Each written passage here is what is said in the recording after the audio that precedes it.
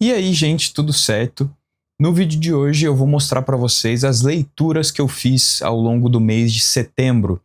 E foram 32 quadrinhos, sendo que um deles eu li no formato digital, e eu vou mostrar para vocês mais pro final do vídeo. E teve também um livro que eu vou mostrar para vocês, porque o livro tem relação com histórias em quadrinhos, mas ele não entrou na contagem, então foram realmente 32 quadrinhos e um livro. E como sempre, tudo separadinho por editora, fazer uma breve... dá para vocês uma breve análise do que eu achei do gibi, mas sempre sem entrar muito a fundo, senão o vídeo fica gigante, esses vídeos sempre ficam com mais de 1 hora, então vai ser tudo bem rapidinho. Mas antes de eu mostrar os quadrinhos aqui, não se esqueça de se inscrever no canal, de curtir esse vídeo, de comentar, de compartilhar, de hypar o vídeo também, e caso seja do seu interesse, vire também um membro aqui do canal Estante Narrada, que com R$5 por mês você tem acesso a todos os benefícios e você pode conferir eles clicando aí no botãozinho de Seja Membro ou no link na descrição do vídeo também. E caso você tenha ficado interessado em algum quadrinho que eu mostrar aqui, os que tiverem na Amazon vão ter aí embaixo na descrição também o link para comprar eles, e entrando por meio desse link, comprando eles ou qualquer outra coisa, você ajuda muito o canal. Então vamos lá, e eu vou começar pelo livro, né, que é um livrinho da editora QS Comics, que mandou aqui para o canal, a quem eu agradeço muito, que é o Histórias em Quadrinhos, A Nova Arte, escrito pelo Benoit Peters. Na verdade, esse livro não é originalmente um livro, né? Aqui tem duas palestras que ele deu em faculdades e eventos de quadrinho, coisas assim, que então foram transformados em livro, né? Então aqui tem os ensaios A Genialidade da Banda Desenhada, de Rodolphe Toffler a Emil Ferris, e Uma Arte Nova, A Banda Desenhada. E, assim, é realmente um livro, mas tem algumas ilustrações de coisas que ele está falando, mas não tem ilustração de tudo. O que tem ilustração aqui no quadrinho são coisas que estão em domínio público, né? Então a editora poderia usar, assim, sem ter nenhum tipo de problema, né? Mas tem várias ilustrações bem bacanas, assim, para realmente ilustrar o que o Benoit Peters está falando. E o Benoit Peters, além de ser um grande estudioso de quadrinho, ele também é um escritor de quadrinho muito renomado, né? Ele faz aquele Cidades Obscuras, por exemplo, que é um quadrinho que eu quero muito que saia aqui no Brasil, mas assim, ele realmente entende muito, mas muito mesmo de quadrinho, é impressionante. E assim, para quem gosta de quadrinho ao ponto de se interessar sobre os bastidores, sobre a criação, sobre como surgiu as histórias em quadrinho, eu acho esse livro muito legal. Para falar muito a verdade, eu não sei se existe esse livro à venda, né? Porque, assim, ele foi meio que uma parceria, né? Ele foi uma parceria da QS Comics com o Observatório de Histórias em Quadrinhos da ECA USP. E a editora QS Comics mandou 2 volumes aqui para o canal. Um eu li e o outro eu vou sortear para os membros. Então, caso você tenha interesse em talvez ganhar um exemplar desse, vire aí um membro que você vai ter essa possibilidade. Mas um livro muito bacana, e eu vou fazer um vídeo específico sobre ele, mostrando também os outros livros que eu tenho sobre histórias em quadrinhos, que é uma coisa que eu gosto bastante, né? Então, primeira leitura, Histórias em Quadrinhos, A Nova Arte, o livrinho aí. Agora sim, passando para os quadrinhos, vou começar pela editora Veneta, que é um quadrinho que infelizmente eu não gostei, foi o quadrinho mais fraco que eu li esse mês, que é o Reanimator, escrito e desenhado pelo Juscelino Neco, né, publicado pela Veneta, como eu já disse. E assim, esse quadrinho foi um pouco demais para mim. Tem algumas cenas desse gibi que eu queria até apagar da minha memória, mas infelizmente eu não consigo fazer isso, porque é realmente perturbador. Ele é daquele gênero de quadrinho mais podreira, né, que tá muito em alta no Brasil ultimamente, nos quadrinhos nacionais, e eu gosto desse gênero, mas aqui realmente foi um nível além, assim. E aqui no Reanimator, o Juscelino Neco tá adaptando alguma obra do Lovecraft, que não fica clara qual é, não é dito explicitamente isso. Eu acho que deve ter uma obra chamada Reanimator, não sei, mas aqui o Juscelino Neco transforma numa outra coisa, né? Aqui o personagem principal é esse rato, que ele é um cientista e ele está fazendo um experimento para ressuscitar pessoas, né? Por isso que o quadrinho chama Reanimator. E para isso ele vai ter a ajuda desse amigo dele aqui, que é um porco. Todo o quadrinho é com animais antropomórficos, só que quando eles usam esse soro que vai ressuscitar as pessoas, quem ressuscita com uma ereção, né? E é até difícil falar isso sem, sei lá, tomar um banimento aqui do YouTube. Mas enfim, vai acontecer várias coisas aqui no quadrinho até que chega num momento que vai ter uma suruba gigante com pessoas ressuscitadas e, assim, foi um pouco demais pra mim. Eu gosto do Juscelino Neco, eu li O Matadouro de Unicórnios e O Imperfeito Estado, gostei muito dos dois, mas infelizmente esse aqui eu não consegui gostar. Mas ainda vou continuar acompanhando os próximos trabalhos do autor. Agora, indo para a editora MPEG, não poderia deixar de ser Hajime no Ippo, volume 1, do Joji Morikawa. Teve 2 vídeos sobre esse quadrinho já aqui no canal, um mostrando a edição especificamente e um de resenha, caso você queira conferir. E Hajime no Ippo é muito, mas muito bom. Eu já estou ansiosíssimo para continuar a leitura. E esse quadrinho aqui vai contar a história do Ippo, né, que é o personagem principal, que está na capa e tudo mais, que ele é um jovem franzino que sempre sofre bullying na escola e para começar a se defender, ele decide então aprender boxe, né? Tem todo um contexto de por que ele vai querer aprender boxe, né? Um cara ajuda ele enquanto ele está sofrendo bullying e ele vê que esse cara sabe boxe, então ele fica interessado nisso também. A história é muito mais complexa do que eu tô contando aqui rapidamente, mas é um quadrinho excelente, com desenhos excelentes também. Uma narrativa muito, mas muito boa, muito empolgante, muito envolvente, assim, que você não quer parar de ler em momento nenhum e você já termina querendo o próximo volume do mesmo jeito que eu fiquei e espero que esse próximo volume saia muito em breve, porque eu tô realmente maluco para ler isso. O problema é o tamanho, né? Porque esse mangá ainda não acabou. No Japão ele tá no volume 144 e aqui a MPEG tá lançando em formato 2 em 1. Então só para atingir o Japão do que tem atualmente disponível vai ser em 72 volumes desse, mas se manter o nível vai virar provavelmente um dos meus mangás favoritos da vida, porque eu gostei realmente demais de Hajime no Ippo. Agora, indo para a editora Pipoca e Nanquim, mas continuando os mangás, eu li o PTSD Radio volume 3, é o volume que encerra essa coleção, né? O PTSD Radio Frequências do Terror, escrito e desenhado pelo Masaaki Nakayama. Eu acho todas as capas desse quadrinho lindíssimas e completamente perturbadoras. Já tem um vídeo aqui no canal sobre o primeiro e segundo volume, tem um vídeo para cada um deles, e vai ter também sobre o volume 3, com o encerramento da série. E eu tenho que dizer que, enquanto história, o PTSD Radio me decepcionou um pouco, né? Porque eu sabia que esse mangá não tinha um final certo, por causa de tudo que aconteceu com o artista, né? De que ele achou que ele estava sendo amaldiçoado pela história e coisas assim.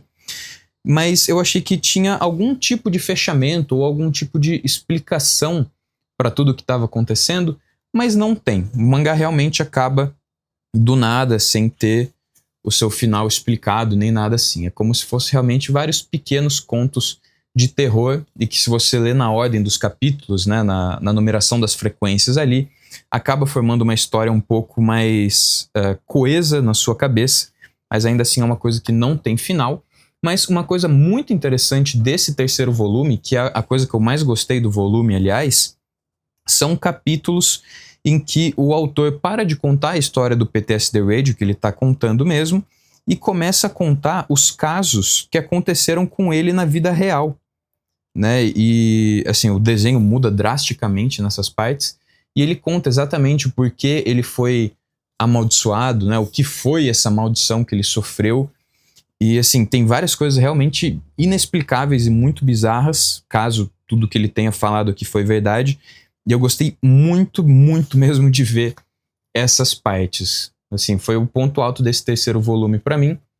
E apesar de, enquanto história, ele ter me decepcionado um pouco, eu ainda acho um grande mangá. E para quem é fã de terror, vai adorar a leitura disso aqui do jeito que eu adorei.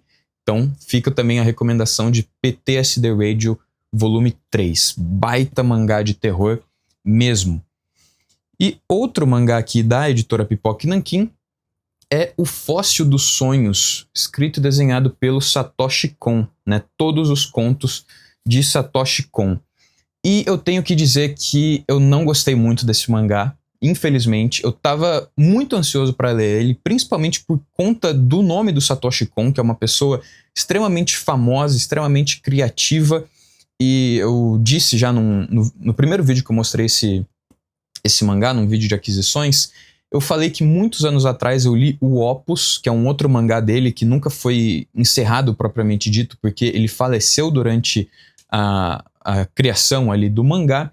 Então eu estava muito empolgado para ler O Fóssil dos Sonhos, né, que são vários contos, e eu esperava que fosse uma coisa mais criativa, um pouco mais doidona, só que são poucas histórias, na verdade, que tem esse aspecto mais doido, né? E algumas histórias, para falar a verdade, eu nem entendi. Eu não sei se eu fui muito burro de não entender, é uma possibilidade também, né? De não pegar, às vezes, a genialidade do autor, mas eu realmente não consegui gostar tanto. Aqui dentro tem vários contos, deixa eu até contar isso aqui. São 16 contos que tem aqui dentro, e eu devo ter gostado mesmo de uns 4, 5 mais ou menos. E assim, a história que eu mais gostei, eu gostei muito, né? Que é a história que se passa no Natal, em que um homem vestido de Papai Noel vai ajudar uma criança que está perdida. E é uma história linda, assim, uma história de realmente aquecer o coração. Mas de resto, eu achei tudo mais ou menos assim. Eu acho até que se não fosse o nome do Satoshi Kon, as pessoas não iam considerar isso tão genial quanto consideram, para falar muito a verdade. Mas, assim, pelo menos na minha opinião, né? Eu tenho todo o direito de estar errado. Mas tem, por exemplo, 2 histórias que contam a história de um time de beisebol no ensino médio, e eu não entendi muito bem para onde isso ia.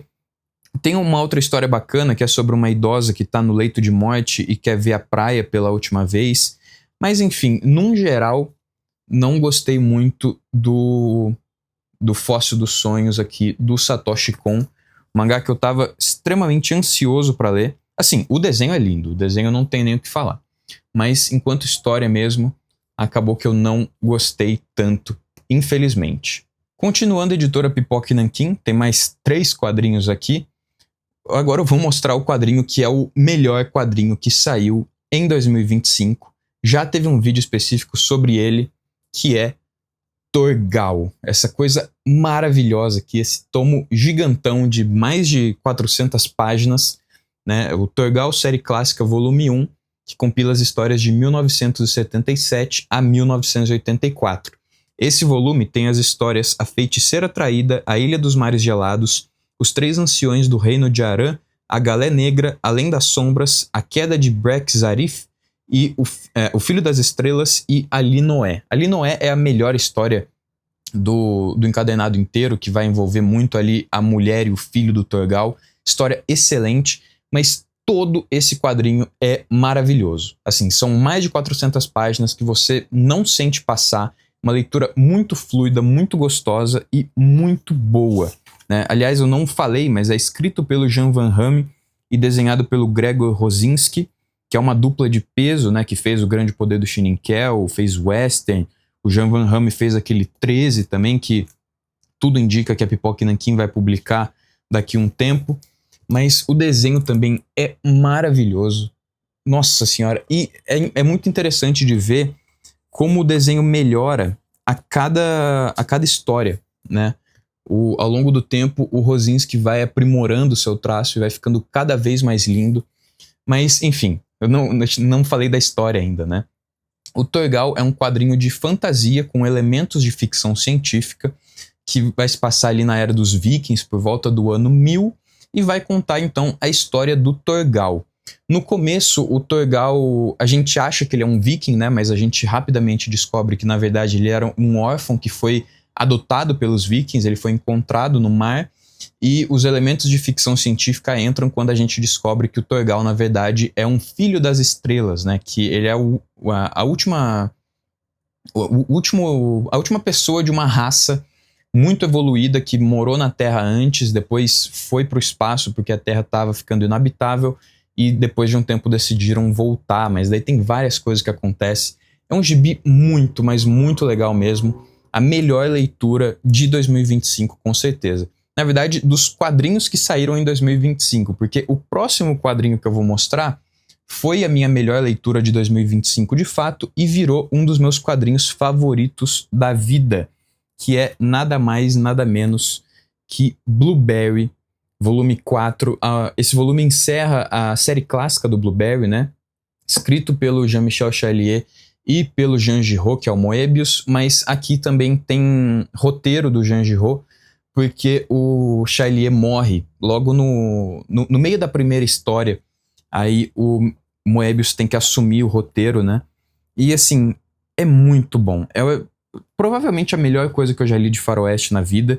Talvez a melhor história de faroeste que eu já vi como um todo, englobando filmes e jogos de videogame, coisas assim. É absolutamente maravilhoso. Toda a série do Blueberry é incrível. Os desenhos também do Moebius é a coisa mais linda do mundo. No começo ele tem um traço muito de iniciante, né? O Blueberry começou nos anos 60 e foi terminar a série clássica só em 2007, se não me engano. Isso, 2007. E a gente vê muito bem a evolução dele enquanto desenhista, né? Que ele passou de Jean Giraud para Moebius, ele criou essa persona enquanto ele fazia o Blueberry, né, que é a persona que faz os quadrinhos de ficção científica, como o Incal, por exemplo, é a coisa mais linda do mundo.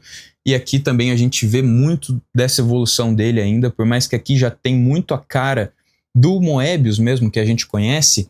O último capítulo, por exemplo, que é o de 2007, já tem uma arte, assim, inacreditável, por mais que todo o quadrinho seja lindíssimo. Assim, em questão da arte e roteiro também, o quadrinho só melhora e é realmente incrível. Eu nem consigo imaginar como foi para as pessoas lerem acompanhando na época, né, dos anos 60 até 2007. Assim, mais de 60 anos. Não, mais de 60 anos não, tô ficando louco. Quase, sei lá, uns 40 anos, sou ruim de matemática.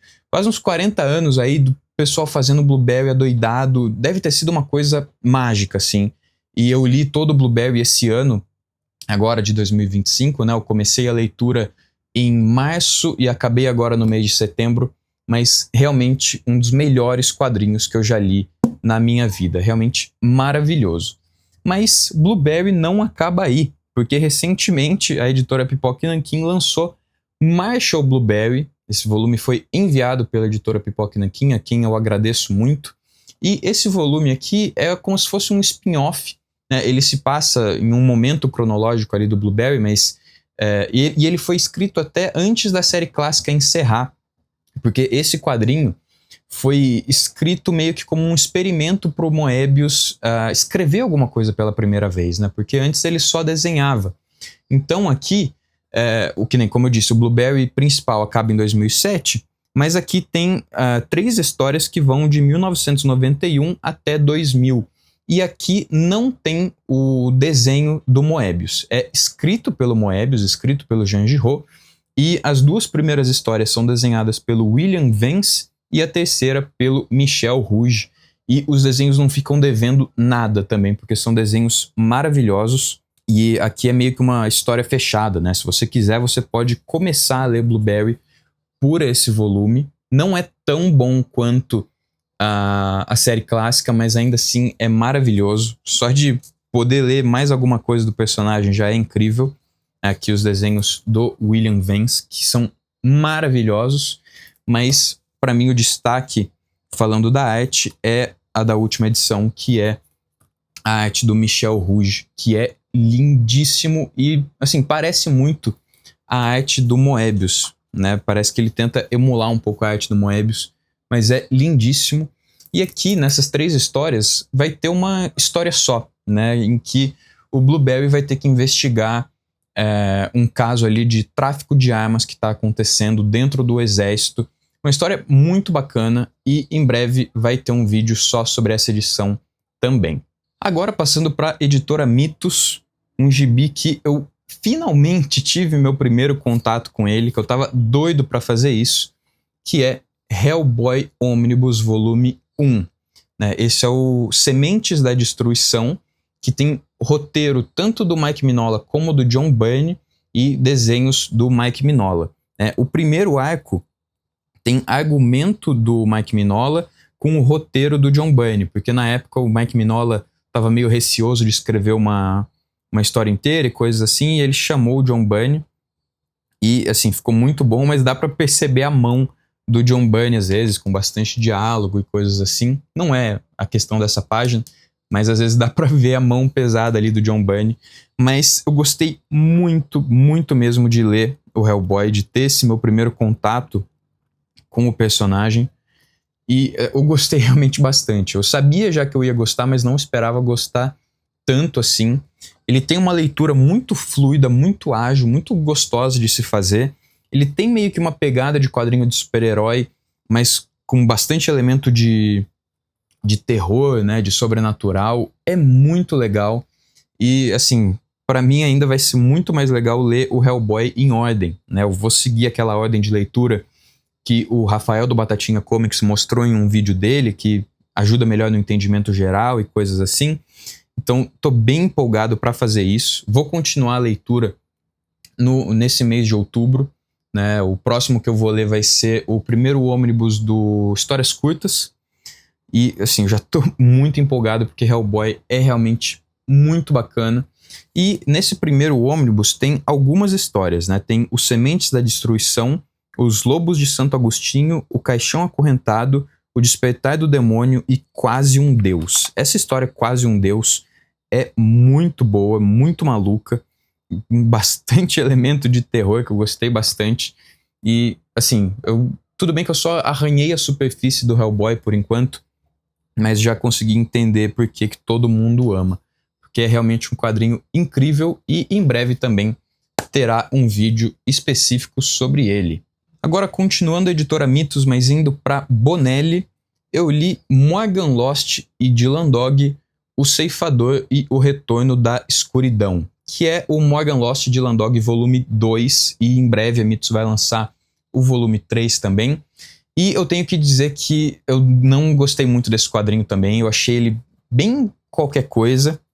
Assim, a história não é ruim, mas eu esperava muito mais dele, né? Porque eu gostei muito do primeiro volume, com exceção do final, eu achei o final um pouco esquisito, mas eu também tive essa má impressão do final do primeiro volume, porque eu achei que era uma história fechada, enquanto já lançou o volume 2 e vai ter o volume 3 também, né? Mas a história continua de um jeito muito esquisito. É até meio difícil falar assim, dar spoiler do primeiro volume, mas aqui o Dylan Dog meio que vai virar o vilão da história.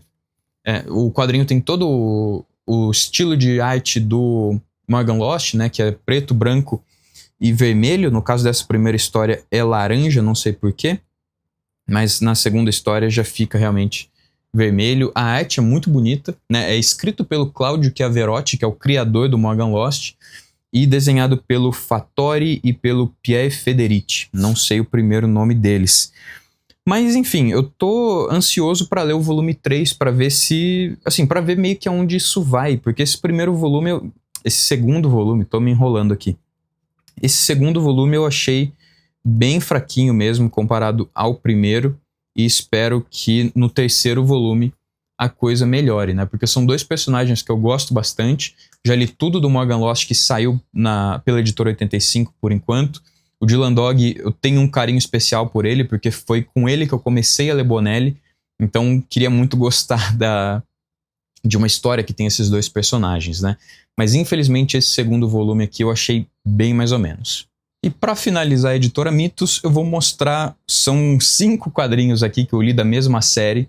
Uma série que agora eu fiquei em dia, e eu fiquei até meio triste de ficar em dia, porque a leitura vai ser mais espaçada, né?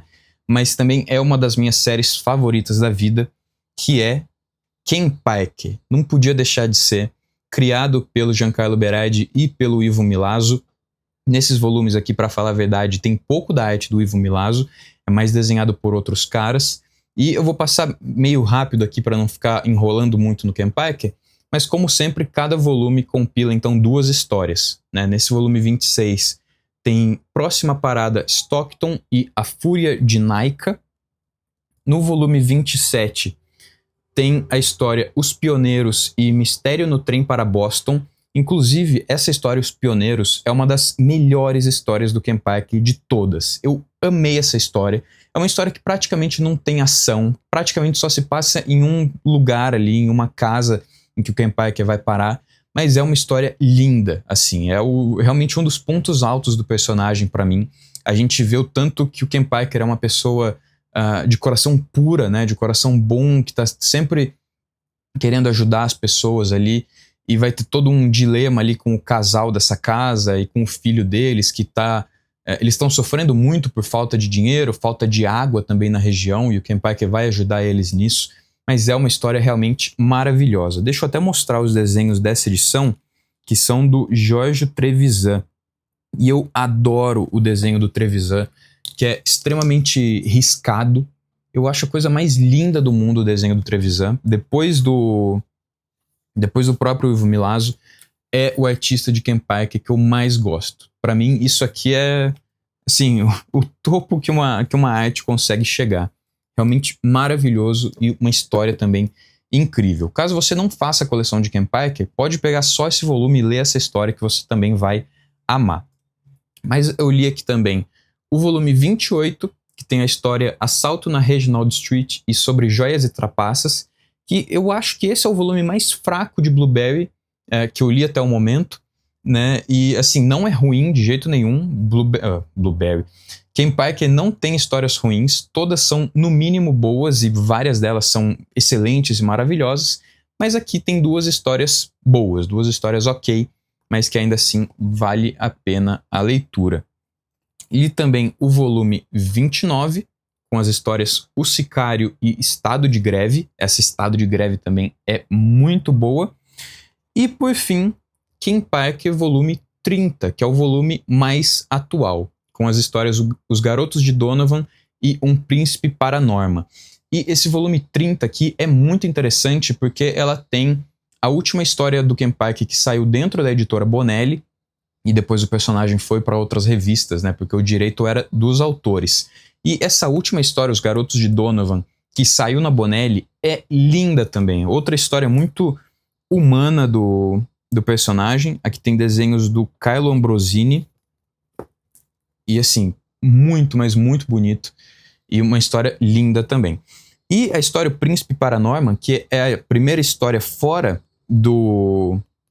da Bonelli, tem roteiro do Giancarlo Berardi e desenho do Ivo Milazzo com o Jorge Trevisan. Só que aqui muda um pouco, porque aumenta o número de páginas, né? Todos os volumes de Kenpachi antes, do 1 ao 29, tinha 204 páginas, e esse volume 30 tem 228, porque essa segunda história é maior e é colorida, que é maravilhoso ver a arte do Milazzo e do Trevisan colorida.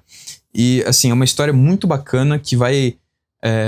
ela continua a história do Kenpachi, né? Eu achei que iam começar a contar outras histórias e coisas assim, mas o que está acontecendo nessa história tem relação direta com as últimas 3 histórias aqui do Kenpachi, então não é que fica fora da cronologia nem nada assim. E aqui o Kenpachi vai estar junto com um grupo de teatro itinerante, assim, e eles vão reencenar a peça de Hamlet, né? E as partes que se passam realmente no mundo real são desenhadas pelo Ivo Milazzo, e as partes da peça são do Trevisan. E aqui vai ter Hamlet inteiro. Através desses ensaios deles, a gente vai ver toda a história do Hamlet contada. É muito bacana, muito lindo. E, como eu disse, não tem realmente histórias ruins do Kenpachi. E aqui tem uma participação especial bacana, porque uma das personagens tem as feições da Marilyn Monroe. Esse nem é um exemplo tão bom, na verdade, mas, enfim, aqui na capa já dá pra ver até a pinta que ela tinha no rosto e tudo. História muito bacana, e agora eu tô louco para que o volume 31 seja lançado. No momento que eu tô gravando esse vídeo, ele tá em pré-venda, né? Não sei ao certo quando lança, e uma coleção aí, então, que falta 20 volumes para ser completada. Vai terminar no número 50 e vai ser uma das melhores coleções que já saíram no Brasil, porque é realmente maravilhoso. Agora, então, vamos para a editora 85. Eu li até que bastante coisa da editora 85 esse mês, começando aqui por Diabolik, Diabolic, na verdade, volume 3, né, que é o volume mais recente desses que tem histórias mais recentes do personagem, né, que são histórias de 2015, se não me engano. Isso, 2015. E, assim, eu não sei se a Editora 85 abandonou o personagem ou não, mas esse volume, que é o mais recente, saiu em 2020. Espero que a editora não tenha abandonado o personagem, porque eu tô gostando muito dele.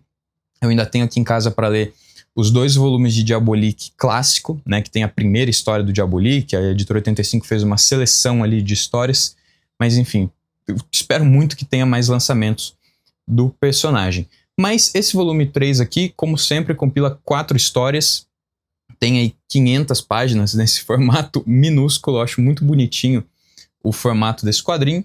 E tem as histórias Morte em Alto Mar, Eu Matei Eva Kant, Sangue no Rio e Angústia do Passado. E, assim, eu nem tenho direito como falar os escritores e os desenhistas, porque sempre é feito por muita gente. Às vezes tem 3 desenhistas na mesma edição, 2 roteiristas, e sempre é alternado. Então, assim, muita gente trabalha aqui no Diabolic. No geral, eu sempre acho a arte muito competente para a história que está sendo contada.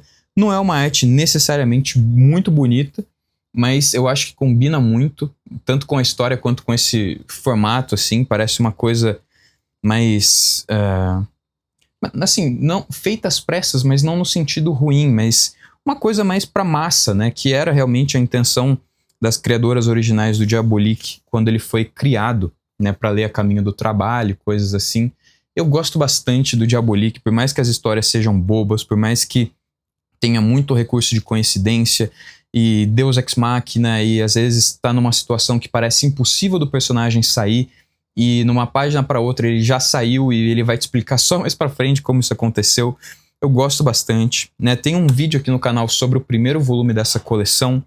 O Diabolic, ele é um criminoso, né? Ele é um bandido, e ele é o melhor bandido do mundo. É meio como se ele fosse o 007 dos bandidos, digamos assim. Ele sempre rouba joias e obras de arte, coisas assim, e os roubos dele sempre são muito bem planejados e arquitetados, e nada nunca dá muito certo. Sempre vai ter algum imprevisto ali, que ele vai sair do jeito mais mirabolante possível. Tem algumas partes até que chegam a ser engraçadas, mas eu gosto bastante. E é o único quadrinho da Editora 85 que não é da Editora Bonelli, né? Apesar de ser um quadrinho italiano, ele na verdade é da Editora Astorina. Mas, enfim, gosto muito do Diabolic e espero que a Editora 85 lance mais volumes do personagem. Agora sim, indo para Bonelli, eu li o volume 5 de Dampi. Dampi, uma das minhas séries favoritas da Bonelli. Eu gosto bastante mesmo, né? É a história de vampiros da Editora Bonelli. Esse volume aqui, sempre também com 4 histórias. Tem as histórias O Conde Magnus, que é escrita pelo Mauro Bozelli com desenhos do Marco Torricelli. A Tela Demoníaca, com roteiro do Maurício Colombo e desenho do Luca Rossi. A Luz Negra, com roteiro do Maurício Colombo e desenho do Nicola Genzianella. E O Castelo dos Cárpatos, com roteiro do Mauro Bozelli e desenho do Giuliano Piccinino.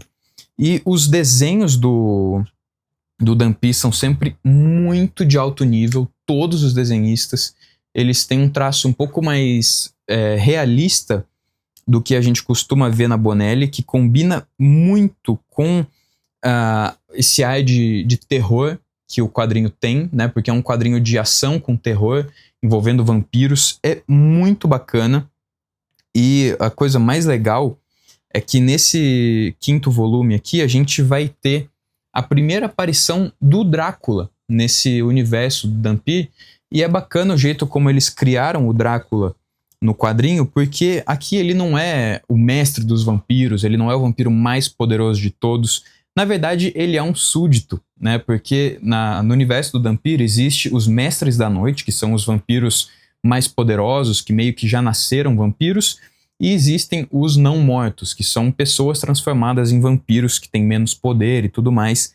E o Drácula é um desses não-mortos, mas é muito bacana. Essa última história aqui é a que tem a relação com o Drácula. E essa última história aqui também é muito bacana, porque vai ter um envolvimento mais direto do pai do Dampi, né? O Dampi é o Harlan Draca, e o pai dele é um vampiro, é um mestre da noite, e ele sempre é citado ao longo das histórias, mas ele nunca tinha aparecido de fato, e aqui acontece isso pela primeira vez. Muito, mas muito bacana mesmo. Eu tenho aqui em casa o volume 6 também, pretendo ler ainda no mês de outubro, mas depois eu tenho que comprar mais volumes de Dunphy, porque eu tô amando isso aqui, e já tá no volume 11, se não me engano, 11 ou 12, mas acho que é o 11. Mas enfim, Dunphy é recomendadíssimo, um dos melhores quadrinhos da Bonelli, na minha opinião, pelo menos, né? Mas aqui a gente vai ter o melhor quadrinho da Bonelli, de longe, que é Mágico Vento. Esse é o volume 2, lançado pela Editora 85, e eu fico até triste que eu tenho aqui o volume 5 e 6, mas ainda não foi lançado o 3 e o 4, né? Espero que a Editora 85 faça isso muito em breve, porque Mágico Vento é maravilhoso. De longe, o melhor quadrinho da Bonelli. E aqui eu não tô contando Ken Parker, tá? Ken Parker seria o melhor da Bonelli, mas como ele saiu da Bonelli, os direitos não são mais da editora, eu conto então o Mágico Vento como o melhor quadrinho da Bonelli. Aqui também tem cinco histórias, né, em quase 500 páginas, reunindo Mágico Vento de 6 a 10. Tem as histórias Faca Comprida, O Filho da Serpente, O Endigo, Cara de Pedra e Esqueletos. E sempre com roteiros do Gianfranco Manfredi, né, que é o criador do personagem, escreveu toda a série. E aqui vai ter desenhos do Barbati e Ramella, né, a dupla, do Frizenda e do Raffaele com o Ramella. Não lembro ao certo o primeiro nome de cada um deles. Mas, nossa, Mágico Vento é inacreditável. É uma história de faroeste, mas é um weird western, né, com vários elementos de fantasia, elementos sobrenaturais, elementos de terror. É maravilhoso isso aqui, né? Já tem um vídeo também no canal sobre o primeiro volume, e lá eu falo tanto que eu amei a leitura do Mágico Vento. Eu tava seco para ler esse segundo volume aqui. Essa história do Endigo é muito boa e muito bizarra. É uma das histórias com mais elementos de sobrenatural até agora. Mas o destaque dessa edição, na minha opinião, são as duas últimas histórias, que é o Cara de Pedra e o Esqueletos, que formam uma história só, né? A continuidade da outra. E vai contar a história de um cara que ele vai para uma cidadezinha em que existiu uma lenda, né? Porque nessa cidade existe essa estátua aqui com um rosto esculpido na pedra, e essa cidade tinha a lenda, então, de que o dono desse rosto voltaria e levaria a cidade à riqueza, e é isso que esse cara promete fazer. Mas, obviamente, não é isso que acontece. Mas, nossa, maravilhoso, e já tô doido para que 85 lance o volume 3 e 4 logo, para ter aí 4 volumes de Mágico Vento para devorar de uma vez só. Pretendo fazer vídeo também sobre esse segundo volume em breve, só não sei ao certo quando, porque tem muita coisa ainda para fazer vídeo, né? Mas caso você não esteja comprando esse quadrinho, assim, de tudo não, porque tem Blueberry, Torgal e tudo mais. Mas enfim, leia esse quadrinho, é maravilhoso, tenho certeza que você vai gostar muito. Agora, da Editora 85, eu finalizei uma série, né? Uma série da Bonelli que teve final, inclusive já teve até vídeo aqui no canal, que é Cassidy. Né? Uns meses atrás eu já tinha lido o volume 1, e agora eu li o volume 2 e o volume 3, que encerra a série principal. Cassidy é um ônibus aí da Editora 85, né? Cada um tem 6 histórias, e toda a série do Cassidy, em 18 edições, foi compilado nesses 3 ônibus da editora. Toda a série é escrita pelo Pasquale Ruiu, que é um escritor excelente. Eu adorei tudo que eu li dele até o momento. E o Cassidy é uma história de bandido da editora Bonelli, né? O Cassidy é um bandido, é um criminoso que sempre rouba bancos, aplica golpe nas pessoas e tudo mais, mas vai ter uma história maior sendo contada aqui, principalmente da família dele, que está meio que sendo prisioneira de um político. Nesses 2 últimos volumes, principalmente, vai contar bastante do passado do personagem na Guerra do Vietnã, como ele virou de fato um criminoso, né? Porque antes ele sempre foi uma pessoa de muito bom coração. Mas enfim, gibi excelente. Não vou me estender muito aqui falando sobre ele, porque já tem um vídeo no canal, caso você queira conferir. Mas eu também li outros 2 volumes de Cassidy, que também estão no mesmo vídeo, que são os volumes da editora Script, né? Tem esse Cast volume 1, Das Cinzas às Cinzas, e Cast volume 2, O Homem dos Sonhos. Também com roteiro do Pasquale Ruiu. Esses quadrinhos foram feitos aí quase 10 anos depois da série principal, né? A Bonelli quis o retorno desse personagem, ele voltou em 3 edições da revista Le Story na Itália, que estão compiladas aqui nesses 2 volumes. E assim, você não precisa ler eles, a história realmente principal está toda nas edições da 85, mas aqui meio que continua o legado do personagem, né? Eu não vou dar muito spoiler aqui, eu já falei sobre isso no vídeo de cast mesmo, mas aqui são histórias do passado do personagem. Muito bacana, realmente muito legal. Cassidy é maravilhoso. E continuando então a editora Script, mais um quadrinho da Bonelli, e um quadrinho da Bonelli completamente diferente de tudo que eu já tinha lido, que é Apocalipse, né? O livro da revelação de São João, escrito pelo Alfredo Castelli, que é o criador do Martin Misté, e desenhado pelo Corrado Roy, que é um dos meus desenhistas favoritos. A arte do Corrado Roy é uma coisa de outro mundo. Olha isso. Olha que coisa linda que o Corrado Roy faz. Ele tem muito esse traço de terror, né? O traço dele não combina com uma história feliz e nem nada assim. E o que esse quadrinho se propõe a fazer é adaptar o livro de Apocalipse, da Bíblia, né? O livro de A Revelação de São João. Não entendo muito disso, porque eu não sou católico, nunca li a Bíblia, nem nada assim. Comprei puramente pelo nome dos autores e por ser da editora Bonelli. E do que eu entendi, porque eu não tenho muito conhecimento nessa área, mas do que eu entendi, eu achei um quadrinho bem interessante, mas que eu não vou fazer uma resenha sobre ele e nem nada assim, porque eu realmente não tenho o conhecimento para fazer isso, né? Caso você queira ver uma resenha muito boa sobre esse quadrinho, eu recomendo a resenha do Alessandro, do Ministério dos Quadrinhos, que tem uma resenha maravilhosa sobre esse quadrinho. Ele sim entende muito bem do assunto. Então, assim, para mim foi só um quadrinho muito legal, mas nada que eu consiga me aprofundar muito. E o último aqui da editora Script é um quadrinho brasileiro, que é o Em Fuga, escrito e desenhado pelo Lelis. É até difícil de mostrar porque ele tem um formato gigantesco, parece uma prancha. E esse quadrinho é um quadrinho todo mudo do Lelis. E o desenho do Lelis é sacanagem. O desenho do Lelis é maravilhoso, um dos melhores artistas brasileiros que a gente tem aí ainda em atuação. Ele faz um desenho que parece uma aquarela. É lindo, é tudo muito claro, assim, tudo muito gostoso de se olhar. E a história também é bem interessante, principalmente na primeira metade dela, porque depois vira uma loucura muito grande para eu conseguir entender completamente. Mas essa história vai começar então com esses 2 personagens aqui que são da carrocinha, caçando cachorros de rua, né, para levar os cachorros. Mas depois de um tempo começa a acontecer umas coisas muito estranhas, e eles entram numa livraria e meio que eles entram num outro mundo e começa a aparecer o Little Nemo, Alice no País das Maravilhas e coisas assim. E aí já foi muito além do meu entendimento. Mas só pelos desenhos já vale muito a pena, mas a história também não é ruim, tá? Só esse final aí que eu não consegui embarcar tanto na loucura dele, mas leitura muito, muito interessante. Agora voltando para a editora Bonelli e indo para a editora Figura, eu li o Coleção Top volume 7. Esse é o volume Bonellianas, né, que compila todas as histórias da Bonelli que o Sérgio Top desenhou, que são 2 histórias do Nick Ryder, uma história da Júlia e uma história do Martin Misté. Essa coleção do Sérgio Top, para mim, é a melhor coleção em publicação no Brasil.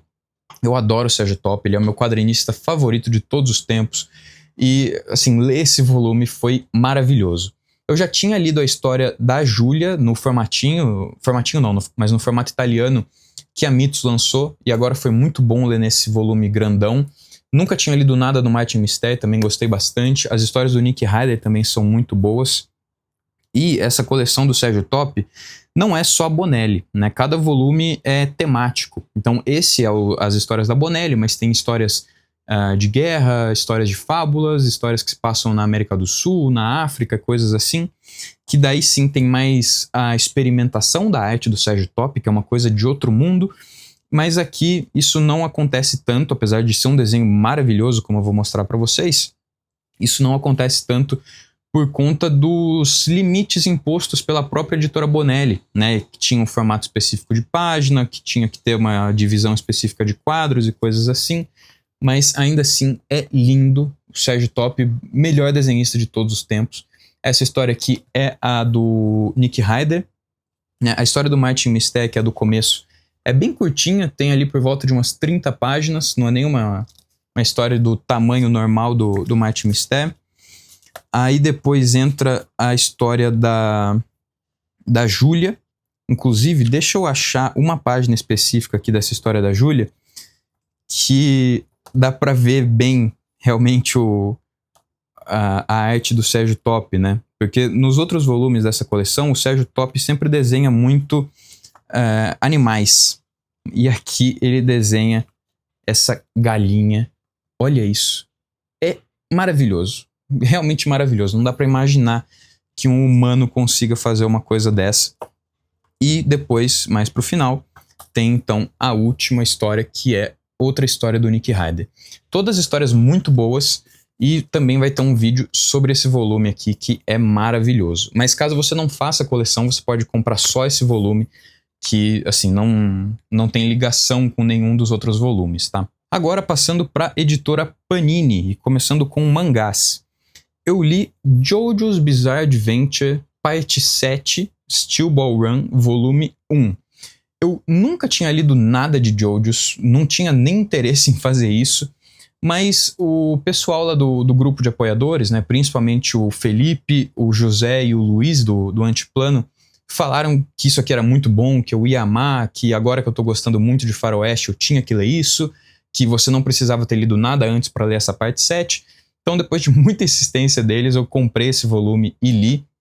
E, assim, não achei incrível e maravilhoso, mas é legal, é uma história boa, uma história divertida, e é uma história muito maluca.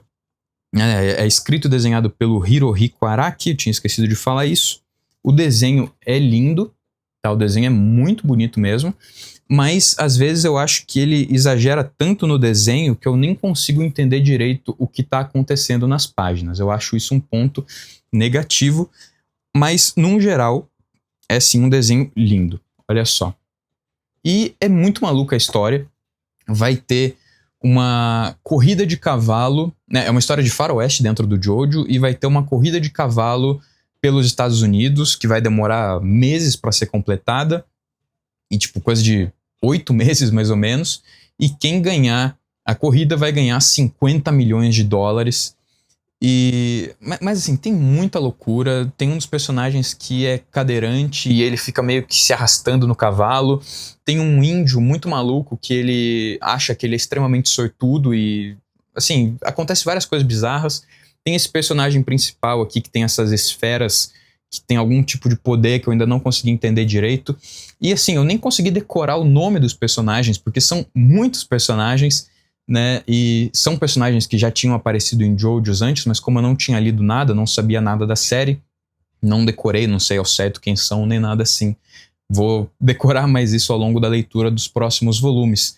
Mas uma história bacana. Acho que para quem nunca leu JoJo's, como é o meu caso, aqui é um ponto legal de começar, né? Pelo menos na indicação dos meus amigos aí. Mas gostei bastante e vou continuar a leitura.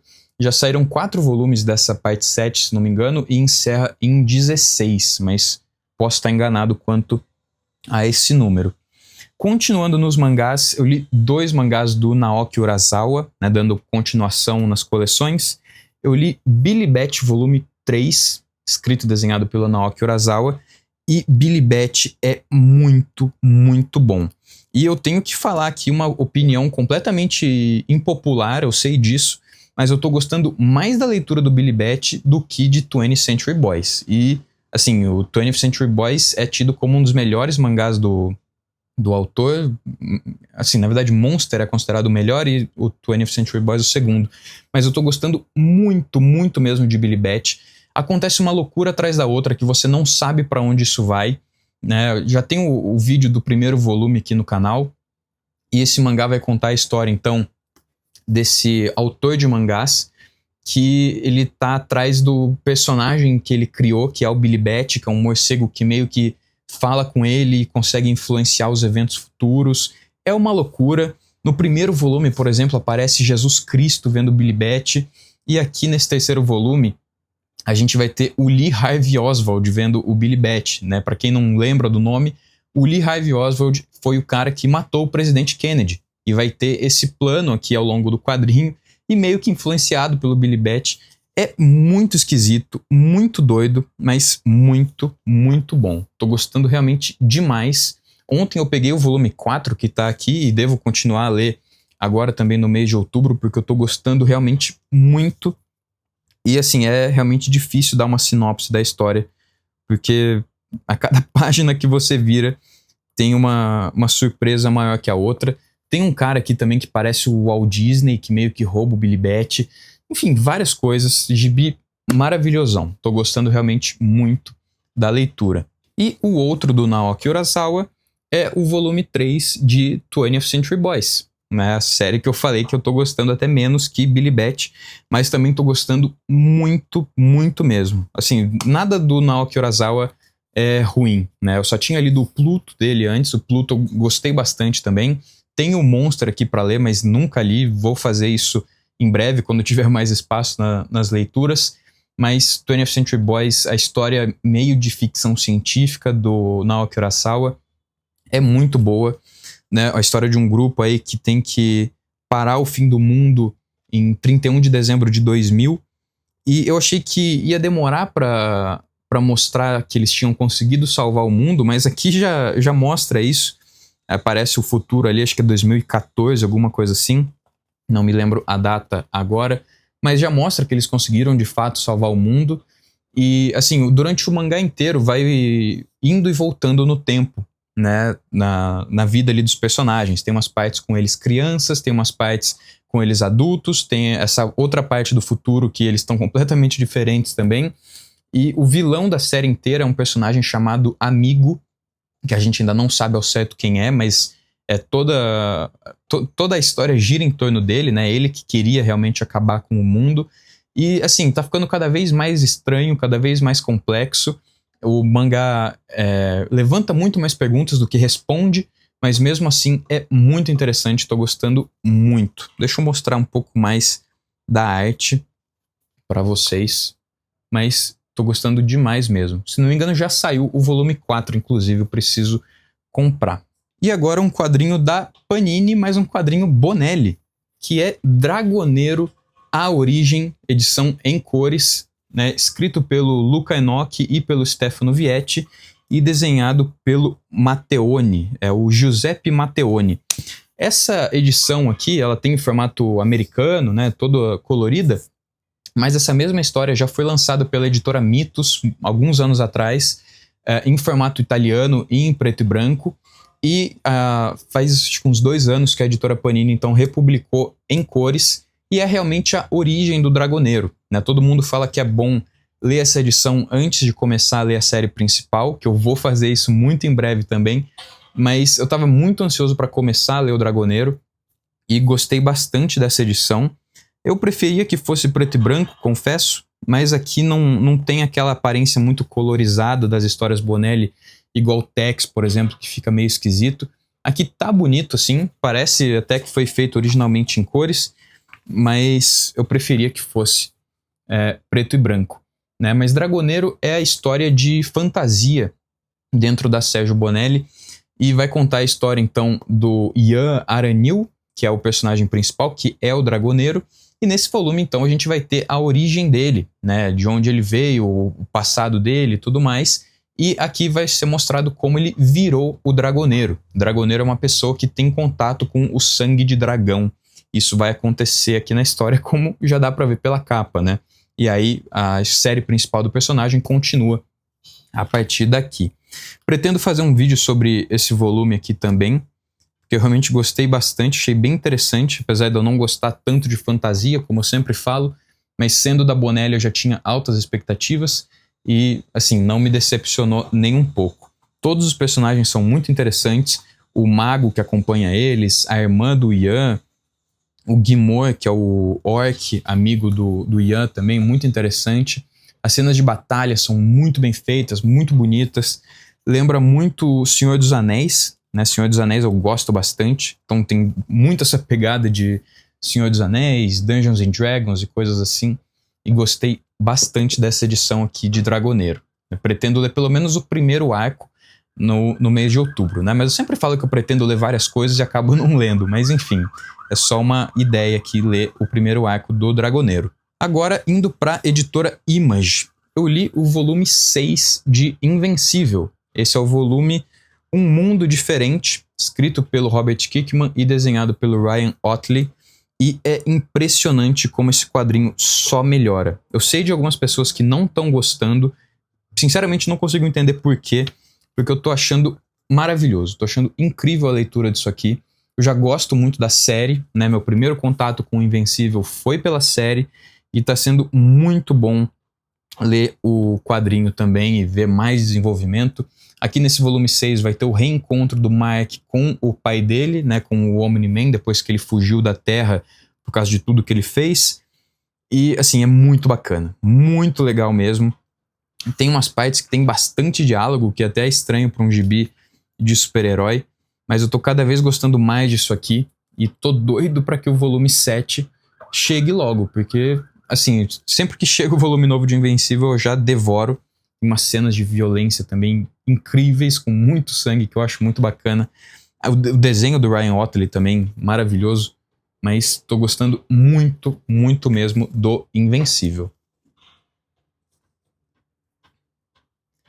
Agora, uma mensal que eu li no mês de setembro, e uma mensal bem xoxinha, é o volume 2 do Wolverine. Né? O Wolverine está sendo escrito pelo Saladin Ahmed e desenhado pelo Martin Cocolo, que tem uma arte incrível, mas a história é meio qualquer coisa, uma história mais padrão de super-herói, mas ainda é divertida de se ler.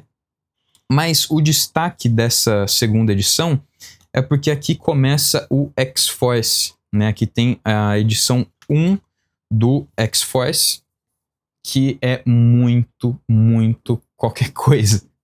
Assim, essa edição do X-Force é realmente bem xoxinha. Se fosse só essa revista, eu não continuaria a ler, mas vou continuar pela história do Wolverine. Né? E o X-Force tem roteiro do Jeffrey Thorne e arte do Marcus To. Nunca ouvi falar de nenhum deles, e imagino que porque eles sejam meia boca mesmo, o desenho também não é lá grande coisa. Mas enfim, uma história bem xoxinha de apresentação do X-Force, né? Tem até a formação deles aqui no começo, deixa eu conferir isso aqui para vocês. O X-Force é formado pelo Forge, pela Sábia, pelo Tanque, Capitã Britânia, Ascani e tem o Deadpool como convidado, que é sempre uma coisa horrível, né?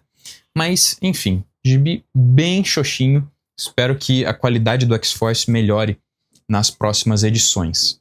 Agora, indo para DC Black Label, tem A Bela Casa de Praia, volume 1, escrito pelo James Tynion IV e desenhado pelo Álvaro Martínez Bueno, com cores da Jordi Belé. Assim, antes de eu falar do quadrinho em si, eu não entendi porque não tem o símbolo da Vertigo na capa ou nenhum lugar aqui do quadrinho, porque nos Estados Unidos esse quadrinho foi anunciado como o quadrinho que teria então o retorno da Vertigo. Lá fora saiu com o selo da Vertigo, mas aqui saiu só com DC Black Label, que foi um pouco de decepção para mim. Eu tava muito ansioso para ver o símbolo da Vertigo de novo. E eu acho meio problemático esse quadrinho ter o volume 1 escrito aqui, porque eu imagino que muitas pessoas vão comprar esse quadrinho e não vão entender nada, porque ele é uma continuação direta da Bela Casa do Lago, que é dos mesmos criadores e tudo mais, e aqui tem uma página meio de recapitulação do que aconteceu no outro quadrinho, mas não é o suficiente para a pessoa entender tudo, porque é uma história muito complexa, com muitas camadas, muitos personagens e muitos acontecimentos em todas as edições. Então, assim, eu acho que seria melhor se tivesse um volume 3, mas, enfim, como mudou até de nome, né, eles não fariam isso. Mas, enfim, esse quadrinho vai continuar a história da Bela Casa do Lago, só que agora com um outro núcleo de personagens, que é o núcleo da Bela Casa de Praia. Porque na Bela Casa do Lago a gente descobre que os alienígenas que meio que selecionaram essas pessoas para sobreviverem ao fim do mundo, selecionaram vários núcleos, né? Mas essas pessoas não sabiam, elas achavam que estavam sozinhas, e aqui então vai ter meio que esse encontro de dois núcleos, o núcleo da Bela Casa do Lago e o núcleo da Bela Casa de Praia. E o desenho eu acho muito, muito bonito, do Álvaro Martínez Bueno, um desenho mais aquarelado, parece que ele não é tão definido nos traços, mas eu acho muito bonito, e aqui tem mais elementos de terror até do que no A Bela Casa do Lago. Tô gostando bastante e eu acho que mantém muito o nível, tá? Eu gosto muito da Bela Casa do Lago, tem até um vídeo aqui no canal sobre esse quadrinho, e eu tava muito ansioso para ler esse também e gostei também bastante, mas eu acho que você, assim, é necessário realmente ler A Bela Casa do Lago para ler A Bela Casa de Praia. E esse é o primeiro volume de uma coleção que vai se encerrar em 2. Mas estou gostando realmente muito, muito mesmo. Espero que o volume 2 saia muito em breve. E por fim, o último quadrinho que eu tenho aqui para mostrar para vocês é o quadrinho que eu li digital, que é um quadrinho da DC, que inclusive já tem vídeo aqui no canal, que é o número 1 da nova fase do Batman, né? O Batman do Matt Fraction. Essa edição aqui tá até em português, né? Por que será que ela está em português? Mas, enfim, quando eu li ela realmente em inglês. Mas a arte do Jorge Jimenez tá lindíssima. Tá a coisa mais linda do mundo isso aqui. Como eu disse, já tem um vídeo sobre essa edição no canal. O número 1 do Batman do Matt Fraction, que então vai meio que recomeçar o personagem. Recomeçar não, porque tem várias coisas aqui que aconteceram em outras fases, né? Como o comissário Gordon não ser mais o comissário, e sim um policial normal. O comissário agora é o Vandal Savage, que era um vilão do Batman. O Batman não tem mais a mansão Wayne, nem nada assim. Várias coisas que aconteceram nas outras fases, mas que não são necessariamente importantes para você entender essa história. Eu mesmo não li as outras fases, eu realmente só li essa primeira edição, mas eu gostei demais. E assim, é uma história muito bonita. É uma história que não tem tanta ação, mas esse encontro aqui que tem do Batman com o Crocodilo é uma coisa que meio que tocou o coração, assim. Meu olho encheu de lágrimas até nessa parte. Mas enfim, caso você queira ver mais sobre esse quadrinho, tem um vídeo aí no canal só sobre ele. Mas esses então foram os quadrinhos que eu li ao longo do mês de setembro, 32 quadrinhos e um livro sobre quadrinhos. E deixa aí nos comentários o que você leu esse mês, o que você mais gostou, o que você menos gostou. Sempre bom receber dica de vocês aí, eu sempre acompanho todos os comentários e respondo todos, então vou adorar se você deixar o seu comentário aí embaixo. Como eu disse no começo do vídeo, caso você tenha ficado interessado em algum quadrinho que eu mostrei aqui, o que tiver na Amazon vai ter um link de compra para eles aí embaixo, e entrando por meio desse link, comprando eles ou qualquer outra coisa, você ajuda demais o canal com uma pequena comissão, não muda nada para você, mas faz toda a diferença para o canal. E caso você tenha gostado do vídeo, não se esqueça de deixar o seu like, de se inscrever no canal, de compartilhar esse vídeo com alguém que você acha que possa se interessar por esse tipo de conteúdo. Ative o sininho também para não perder nenhuma notificação de vídeo novo que apareça por aqui. E caso você tenha interesse, vire também um membro aqui do canal Estante Narrada, que com R$5 por mês você tem acesso a todos os benefícios e você pode conferir eles clicando no botãozinho de Seja Membro ou no link na descrição do vídeo também. Mas era isso que eu tinha para falar no vídeo de hoje. Muito obrigado por assistir e um abraço.